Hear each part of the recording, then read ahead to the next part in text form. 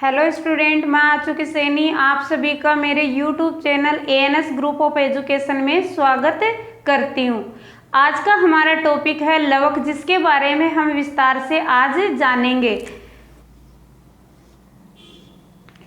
सबसे पहले ये जान लेते हैं कि लवक नाम और इसकी खोज किसने की, क्योंकि लवक की खोज व नामकरण एक ही वैज्ञानिक ने दिया था, जिसका नाम था हेकल, और इन्होंने 1865 में लवक का नामकरण किया था। लवक नाम दिया था, लवक की खोज, ये दोनों काम ही हेकल ने किए थे। कब किए थे? 1865 में। अब लवक कौन सी कोशिकाओं में पाए जाते हैं? यूकेरियोटिक कोशिकाओं में पाए जाते हैं। यूकेरियोटिक कोशिकाएं भी दो प्रकार की होती है, जंतु कोशिका और पादप कोशिका। जंतु कोशिकाओं में लवक क्या होते हैं? अब्सेंट होते हैं, और पादप कोशिकाओं में ये उपस्थित होते हैं। लवक की उपस्थिति यानी कि जंतु पादप कोशिकाओं में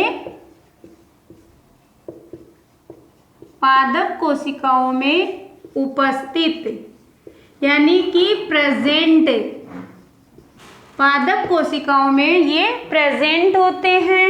और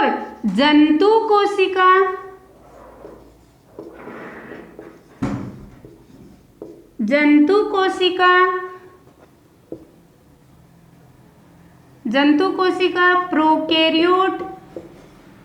प्रोकैरियोटिक कोशिका व कवक में अनुपस्थित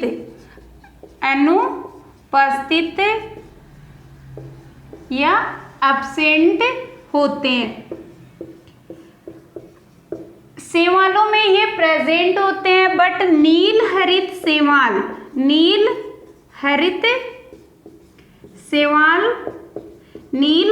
शैवाल में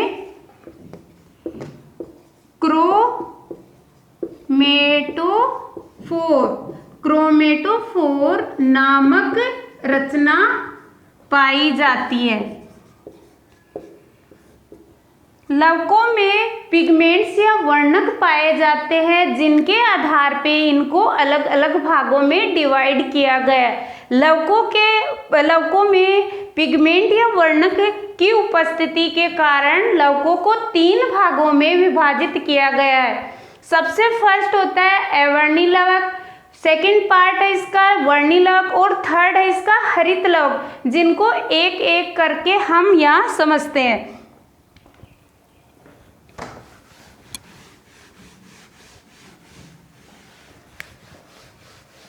लवकों के प्रकार।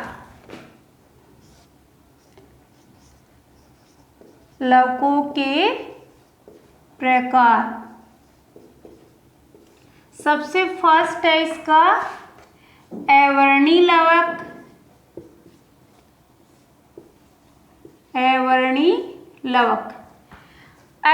लवक को ल्यूकोप्लास्ट भी कहा जाता है।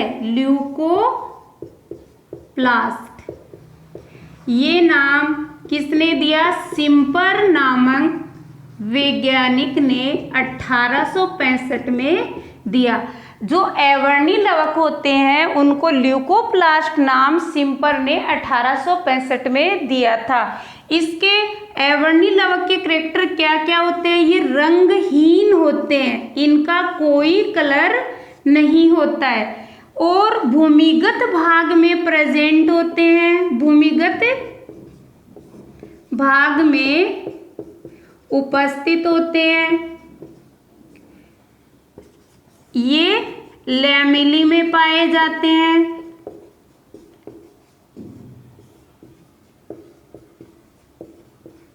लैमेली में उपस्थित होते हैं। ये तो हो गए इसके कैरेक्टर, और इनमें संचित कार्बनिक पदार्थों के आधार पर, इन्हें आधार पर पुनः 3 भागों में डिवाइड किया गया है, 3 भागों में बांटा गया है या डिवाइड किया गया है। 3 भागों में बांटा गया है। अब इनके जो 3 भागों में डिवाइड किया है वो हम देख लेते हैं।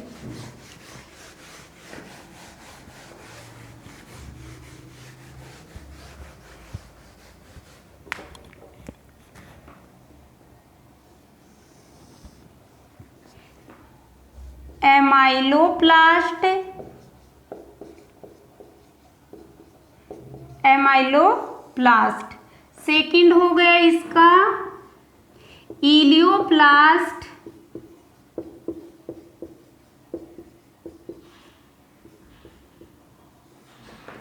और थर्ड हो गया एल्यूरोप्लास्ट।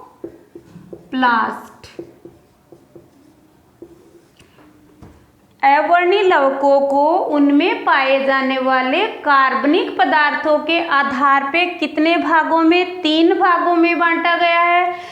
एमाइलोप्लास्ट, इलियोप्लास्ट, एल्यूरोप्लास्ट और इलियोप्लास्ट। एमाइलोप्लास्ट को मंड लवक भी कहते हैं।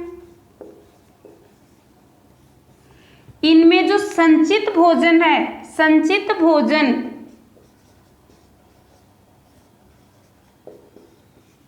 संचित भोजन स्टार्च के रूप में होता है, स्टार्च के रूप में होता है। एमाइलोप्लास्ट होते हैं उनमें संचित भोजन स्टार्च के रूप में होता है, और इलियोप्लास्ट में तेल व वसा, तेल व वसा के रूप में संचित भोजन होता है।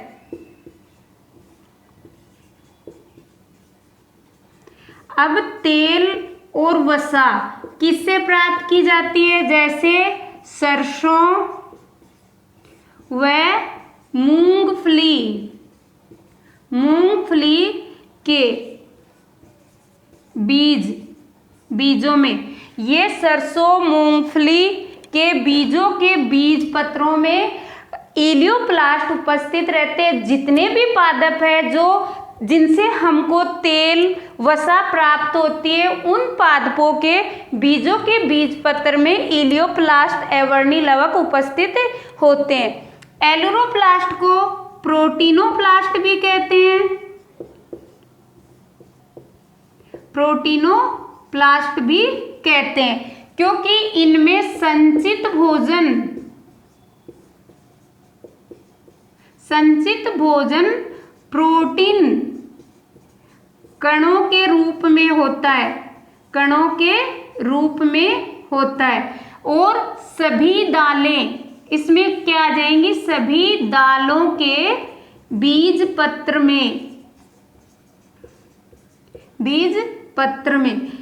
ये सभी दालों के बीज पत्र में उपस्थित होते हैं। जब भी प्रोटीन की बात आती है, जब शाकाहारी जीव होते हैं तो उनको ये कहा जाता है कि दालें अपने आहार में ज़्यादा से ज़्यादा दालों को इंक्लूड करना है। क्यों करना है? क्योंकि दालों में प्रोटीन होता है, सर्वाधिक होता है, और सबसे अधिक प्रोटीन सोयाबीन दाल में होता है। सबसे अधिक प्रोटीन किस में होता है? सोयाबीन में।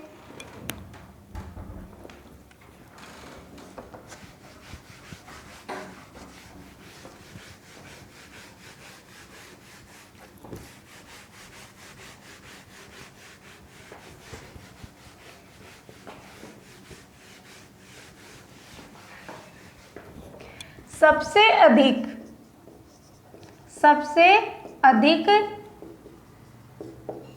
प्रोटीन किस में पाया जाता है? सोयाबीन में।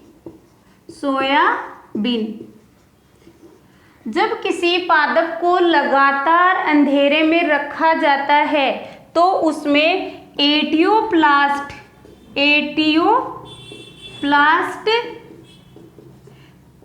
नामक पदार्थ की उत्पत्ति होती है। एटियोप्लास्ट क्या होता है? वसा एवं वाष्पशील तेल होता है।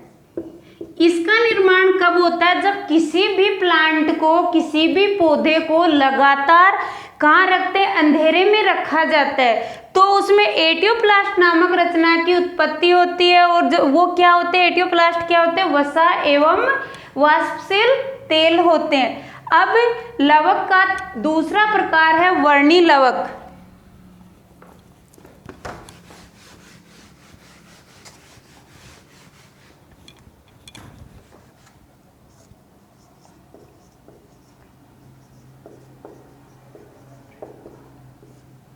फर्स्ट हमने देख लिया, इसका सेकंड टाइप है वर्णी लवक।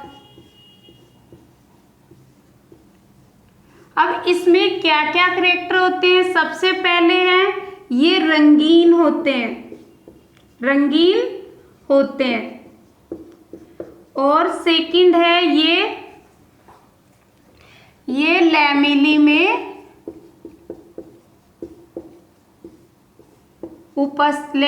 में उपस्थित नहीं होते हैं।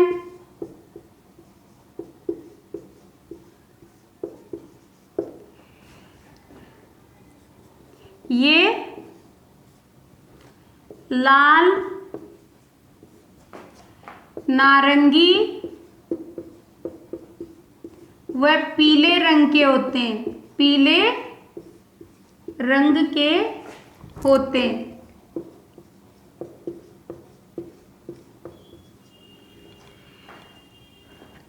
लाल व पीला रंग, लाल व नारंगी रंग किसके कारण होता है? कैरोटीन के।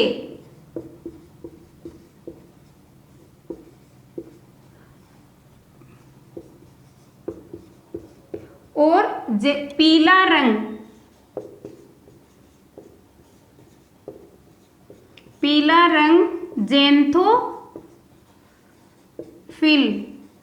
ज़ैंथोफिल के कारण होता है। अब हम सब देखते हैं कि जितने भी प्रकृति में फूल है वो अलग अलग कलर के होते हैं, जैसे लाल, नारंगी, पीला रंग हुआ। ये सब क्यों होता है? ये इनका जो लाल, नारंगी, पीला रंग है वो कीटों को अपनी ओर आकर्षित करते हैं, परागण के लिए ये अपनी ओर आकर्षित करते हैं। ये फलों के छिलकों एवं पुष्पों के दलों की कोशिकाओं में उपस्थित होते हैं। कोशिकाओं में उपस्थित फलों का कलरफुल होना, पुष्पों का कलरफुल होना, ये उनमें उपस्थित वर्णी लवक या क्रोमोप्लास्ट के कारण ही होता है। जैसे कई फल लाल, नारंगी या अन्य डिफरेंट कलर होते हैं, तो उन सभी में क्या होता है कि वर्णी लवक की प्रेजेंस होती है। जैसे कुछ फल होते हैं उनका हम देखते हैं कि किस वर्णी लवक के कारण होता है। टमाटर का लाल रंग किसके कारण होता है? लाइकोपीन। गाजर में कैरोटीन उपस्थित होता है। और चुकंदर में बीटानिन पाया जाता है। लाल मिर्च जिसमें कैप्सिसिन की उपस्थिति होती है। ये तो इसमें वर्णी लवक हो गए।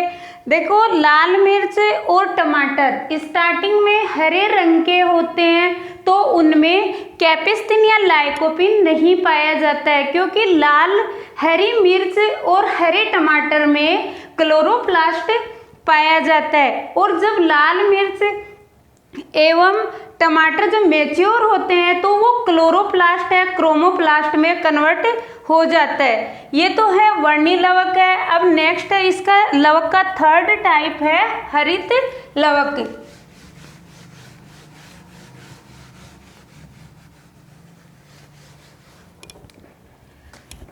थर्ड टाइप है हरित लवक, जिसको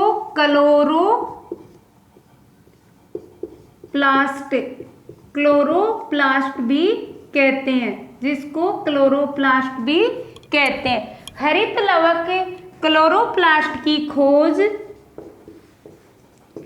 सिम्पर नामक वैज्ञानिक ने 1885 में की थी। अब इसकी चौड़ाई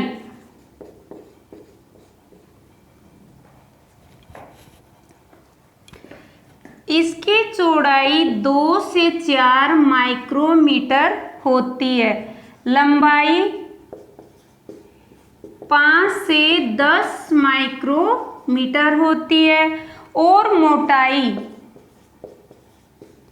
25 से लेकर 70 एंगस्ट्रॉम तक होती है। सबसे पहले इसका डायग्राम देख लेते हैं और उसके स्ट्रक्चर के बारे में हम जानेंगे।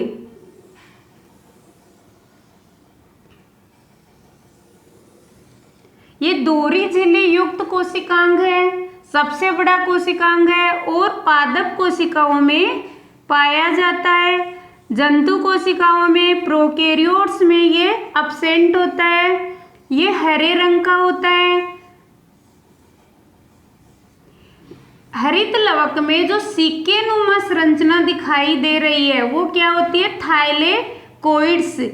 और ये थाइलेकोइड्स अनेक थाइलेकोइड्स मिलकर एक ग्रेनम का निर्माण करते हैं और ये स्ट्रोमा लेमिली के द्वारा एक दूसरे से जुड़े हुए होते हैं। इसके अंदर वर्ताकार डीएनए पाया जाता है, वर्ताकार डीएनए पाया जाता है, राइबोसोम पाए जाते हैं और इसके मैट्रिक्स, इसके जो द्रव्य होता है उसको मैट्रिक्स कहते हैं।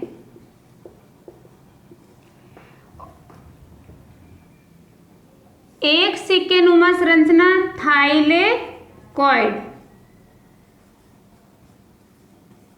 और इस बंडल को, पूरे बंडल को ग्रेनम या ग्रेना कहते हैं।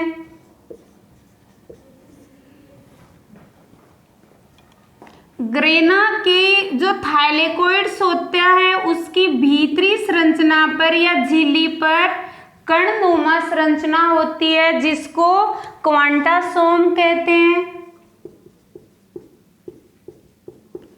क्वांटासोम की नाम पारक व बिगिन ने 1964 में दिया था। इसमें थाइलेकोइड्स की भीतरी सतह पर अनेक क्लोरोफिल अणु पाए जाते हैं जिसके बीच में क्लोरोफिल ए पाया जाता है और उसके चारों ओर सहायक वर्णक या पिगमेंट्स होते हैं। इनका कार्य क्या होता है कि प्रकाशिक ऊर्जा को ये सौर ऊर्जा में कन्वर्ट करते हैं।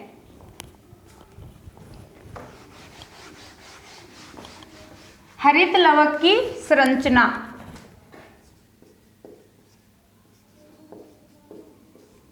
दोहरी झिल्ली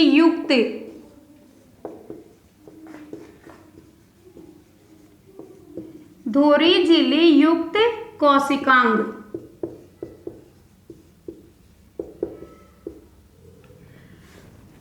सबसे बड़ा कोशिकांग होता है ये, सबसे बड़ा कोशिकांग।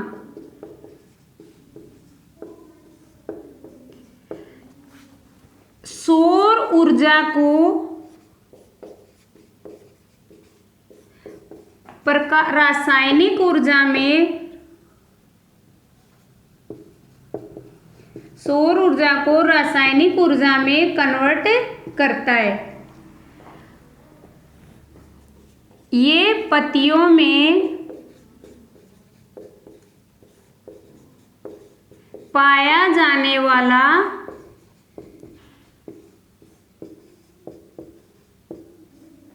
हरे रंग का कोशिकांग होता है। हरे रंग का कोशिकांग होता है। इसमें वर्ताकार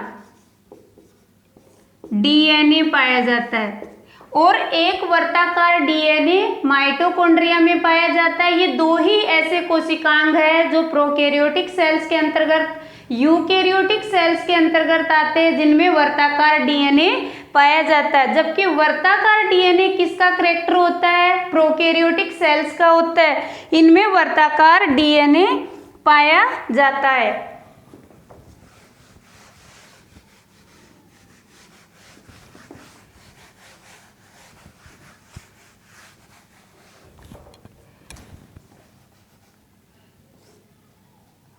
उच्च पादपों में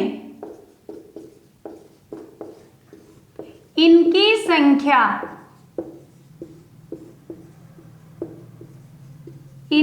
संख्या 20 से लेकर 40 तक होती है।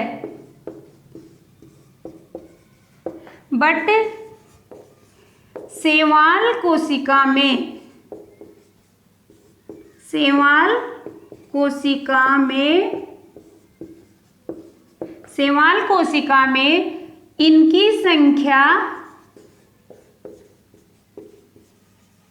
इनकी संख्या 1 होती है।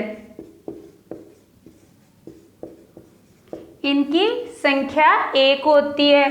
ये का मतलब हरित लवक अंडाकार, गोल एवं वर्ताकार हो सकते हैं।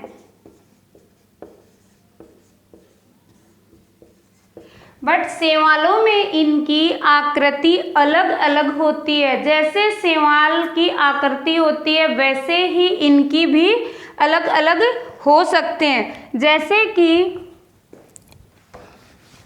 क्लेमाइडोमोनास शैवाल है, उसमें प्याले नुमा होती है।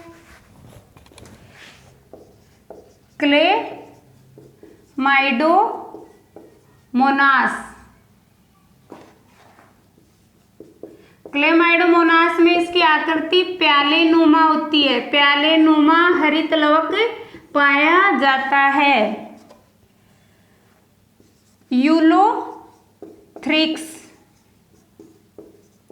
यूलोथ्रिक्स शैवाल में ये मेखलाकार होते हैं, मेखलाकार। और स्पाइरोगायरा में ये सर्पिल रिबन जैसे होते हैं।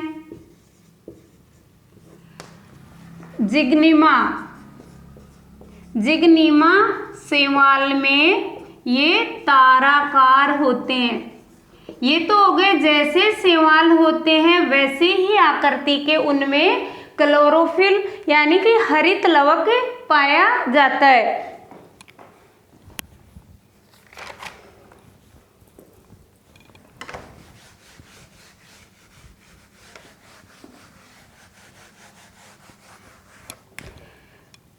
थाइलेकोइड्स में जो कणनुमा संरचना होती है उसको क्या कहते हैं? क्वांटासोम। कणनुमा संरचना को क्वांटासोम कहते हैं। और इनका व्यास 150 से लेकर 180 एंगस्ट्रॉम होते हैं। और ये क्वांटासोम थाइलेकोइड्स की भीतरी झिल्ली पर पाए जाते हैं। और लगभग इसमें 230 वर्णक पाए जाते हैं। 230 वर्णक पाए जाते हैं।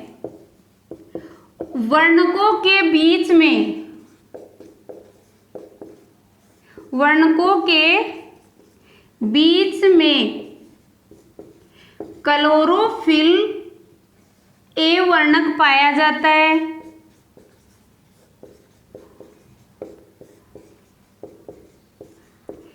क्लोरोफिल ए के चारों ओर सहायक वर्णक पाए जाते हैं। सहायक वर्णक पाए जाते हैं।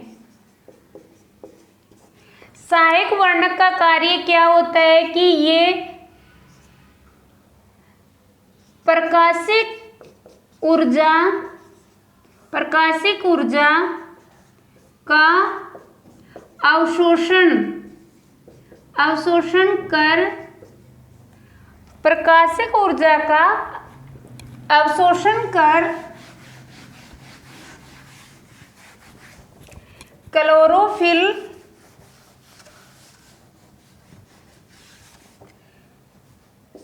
क्लोरोफिल ए को देते हैं। क्लोरोफिल ए को देते हैं। हरित लवक के मैट्रिक्स में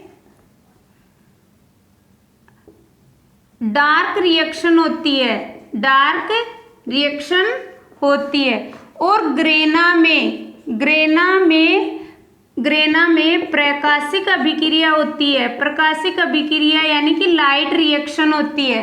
प्रकाशित अभिक्रिया होती है, लाइट रिएक्शन। और डार्क रिएक्शन को क्या कहेंगे? अप्रकाशिक अभिक्रिया।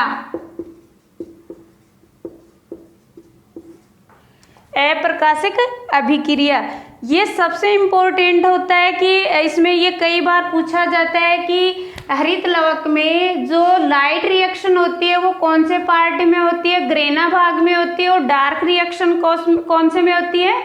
मैट्रिक्स में होती है। और संपूर्ण हरित लवक के संपूर्ण डीएनए को प्लास्टोम कहा जाता है। प्लास्टोम कहा जाता है। यदि मेरा वीडियो आपको पसंद आया हो तो इसे सब्सक्राइब, लाइक, शेयर करें। सब्सक्राइब करने के बाद बेल आइकन दबाना ना भूलें, क्योंकि जब भी मैं मेरा नया वीडियो अपलोड करूं तो आप तक सबसे पहले पहुंचे। थैंक्स।